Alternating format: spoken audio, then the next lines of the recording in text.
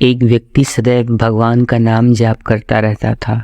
धीरे धीरे वह बहुत बुजुर्ग हो गया था, इसलिए वह एक कमरे में ही पड़ा रहता था। जब भी उस व्यक्ति को शौच, स्नान आदि के लिए जाना होता था तो वो अपने बेटों को बुला लिया करता था और उसके बेटे उसे ले जाते थे। धीरे धीरे कुछ दिनों बाद उसके बेटे उसे कई बार बुलाने पर भी बहुत देर से आने लगे और कई बार वे उस व्यक्ति के बुलाने पर भी नहीं आते थे। इस दौरान वह व्यक्ति अपनी रात उसी गंदे बिस्तर पर ही गुजार दिया करते थे। परंतु अब बढ़ती हुई उम्र के कारण उनकी आंखों की रोशनी कम होने लगी थी और उन्हें रात में भी दिखाई नहीं पड़ता था। एक दिन जैसे ही उन्होंने रात को शौच के लिए आवाज़ लगाई, एक लड़का आता है और बड़े ही कोमल स्पर्श से उन्हें निवृत्त कराता है, उन्हें साफ कपड़े पहनाता है और वापस बिस्तर पर लिटा देता है। अब यह रोज का काम हो गया।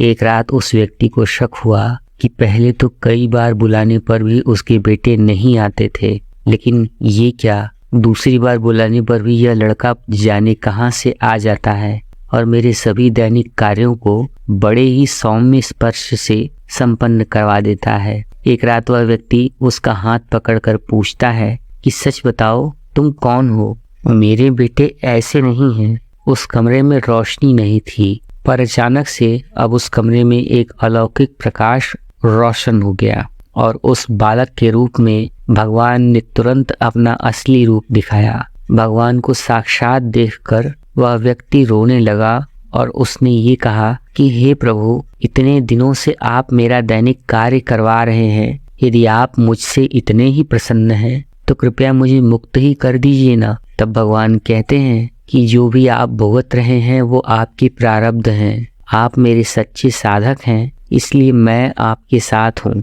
आप हर समय मेरा नाम जाप करते हैं, इसलिए आपकी प्रारब्ध, आपकी सच्ची साधना के कारण मैं स्वयं आकर उन्हें कटवा रहा हूँ। व्यक्ति कहते हैं कि क्या मेरे प्रारब्ध आपकी कृपा से भी बड़े हैं? क्या आपकी कृपा से मेरे किए हुए प्रारब्ध नहीं कट सकते हैं? तब प्रभु कहते हैं कि मेरी कृपा सर्वोच्च है, यह निश्चित रूप से आपके प्रारब्ध को काट सकती है, लेकिन अगले जन्म में आपको यह प्रारब्ध भोगने के लिए दोबारा आना पड़ेगा। यह कर्म का नियम है, इसलिए मैं आपके प्रारब्ध अपने हाथों से कटवा कर इस जन्म मरण के बंधन से आपको मुक्ति देना चाहता हूँ। भगवान कहते हैं कि प्रारब्ध 3 प्रकार के होते हैं। पहला मंद, दूसरा तीव्र और तीसरा तीव्रतम। मंद प्रारब्ध मेरा नाम लेने से ही कट जाते हैं। तीव्र प्रारब्ध किसी सच्चे संत के सानिध्य में सच्चे विश्वास और भक्ति के साथ मेरा नाम जाप करने से या भगवत भजन करने से तीव्र पाप नष्ट हो जाते हैं, परंतु तीव्रतम पाप भुगतने ही पड़ते हैं। लेकिन हर समय जो श्रद्धा और विश्वास के साथ मुझे जपते हैं और जो हर समय मुझे याद रखते हैं, मुझ पर विश्वास रखते हैं, उनके प्रारब्ध को पूरा करने के लिए मैं स्वयं उनके पास जाता हूँ और उनके साथ रहकर उनके प्रारब्ध को कटवाता हूँ। मैं उन्हें उनके सबसे तीव्र प्रारब्ध के दुखों का भी अनुभव नहीं करने देता। प्रारब्ध पहले रचा, पीछे रचा शरीर, तो इसे चिंता क्यों करे? भजले श्री रघुवीर। Destiny was created first and the body was created behind. Tulsidas ji की इस पंक्ति में विज्ञान का बहुत बड़ा सिद्धांत छिपा है, जो ये बताता है कि सबसे पहले प्रारब्ध का निर्माण होता है और उसके बाद शरीर का निर्माण होता है। विज्ञान के इस गूढ़ सिद्धांत की खोज ऋषि मुनियों ने लाखों वर्ष पूर्व ही कर ली थी।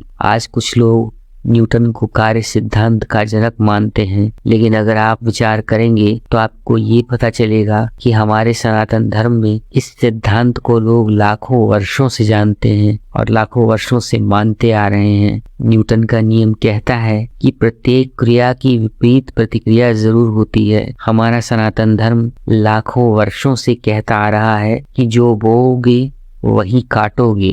जब भगवान को भी अपने कर्मों का फल भोगने के लिए दोबारा धरती पर जन्म लेना पड़ गया था, तो मनुष्य के बारे में कहना ही क्या। वो कितनी भी कोशिश कर ले, अपने कर्मों के फल से बच नहीं पाता।